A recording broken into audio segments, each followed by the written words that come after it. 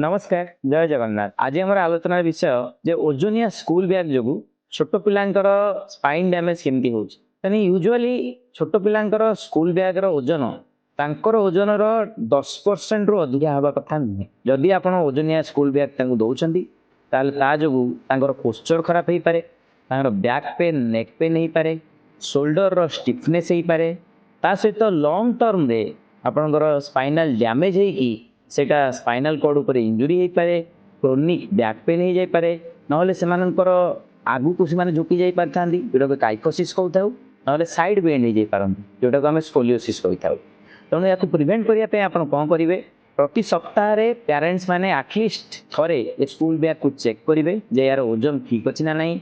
आपड़ जो school bag रे बही कि कौन ओजनिया जिनस दौरान से ओजनिया जिनस आपणकर गोटे बैग पाखक लगिक रहा दरकार। ता सहित जो शोल्डर स्ट्राप अच्छी सेटा आडेक्वेट होता दरकार, पैडेड होता दरकार एवं दी साइड रे सिमेट्रिकली से बैग आपणकर पिलार झुलुवा दरकार। एसबू आपड़ टे जदि जत्न ने ध्यान देवे ताले छोट पिलांकर ए बैक पेन हम ना और फ्यूचर रे से माने बैक बेंड हो क्रोनिक बैक पेन एसबू रोग मुक्ति पाई पारे।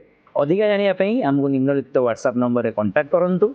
यदि आपंकर किसी छोट पिला अच्छा एमती बैक पेन नेक पेन होमको आमर भुवनेश्वर पात्रपड़ा क्लिनिक अच्छी भिजिट करूँ, आमको कांटेक्ट करूँ।